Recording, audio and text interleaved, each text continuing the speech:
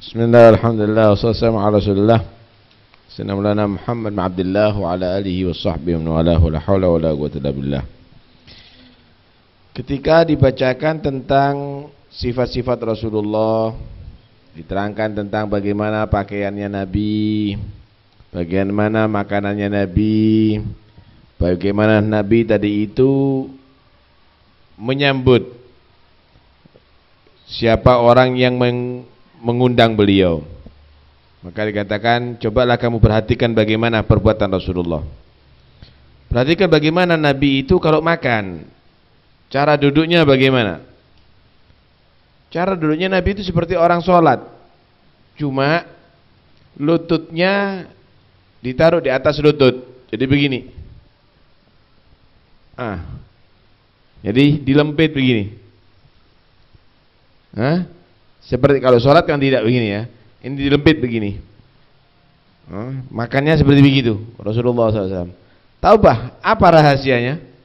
Kenapa kok dilempit begitu? Lutut ditaruh di atas lutut untuk supaya memperkecil perut makannya, supaya enggak banyak.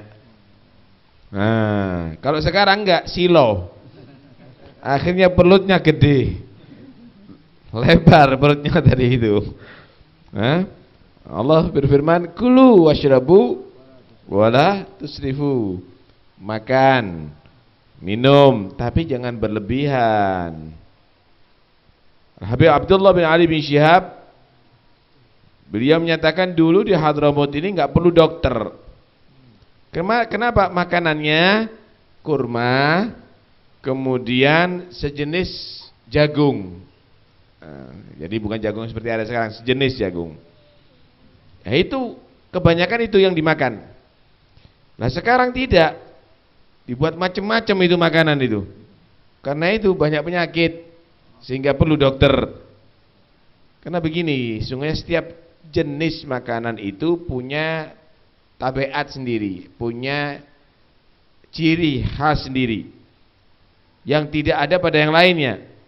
Misal makanan ini sifatnya adalah dingin, makanan ini sifatnya adalah panas, makanan ini adalah sifatnya basah, makanan ini adalah sifatnya kering. Nah, kalau satu macam kamu makan nggak ada masalah, tapi kalau dicampur yang panas sama yang dingin yang jadi satu, jadinya akhirnya bermacam-macam penyakit ini. Dikatakan oleh Imam Ghazali, sesungguhnya orang kalau tidak langsung minum setelah makan, itu berarti minumannya akan dibahul maidah, akan mencuci perut. Tapi kalau bersamaan dengan makanan, campur antara makanan dan air tadi itu, ya setengah jam baru minum gitu. Nah itu berarti tercuci itu perutnya tadi, sehat. Karena itu dikatakan oleh sebagian orang awam, inilah uhibbu annal akal yanhadhi bisur'ah bal uridu an atamata bi muddah. Aku ini pingin makanan ini jangan langsung hancur ada di perut nih. Biar kita nikmati kenyangnya beberapa waktu begitu. Kita enggak kepingin cepat itu. Kepingin cepat dan hancur begitu. Sebenarnya omongan orang awam ini ada buktinya gitu. Hasan Basri beliau berkata, aku ini berharap makanan yang masuk ke perutku ini sifatnya seperti batu bata. Kalau masuk ke dalam air, batu bata kalau masuk dalam air itu hancurnya lama, itu sampai 30 tahun mungkin ya. Nah ini maksudnya jangan terlalu gampang hancur lah. Ya tentunya yang alami, jangan dicampuri dengan pengawet atau yang lainnya, tidak. Nah ini caranya bagaimana? Setelah makan jangan langsung minum. Nah kalau sekarang kan tidak. Setelah makan ditambahi bagaimana caranya untuk menghancurkan yang ada di perut ini, tambahi syahi misalnya, tambahi teh misalnya. Tahu nggak apa tujuannya? Supaya cepat hancur yang di perut, supaya makan lagi entar lagi.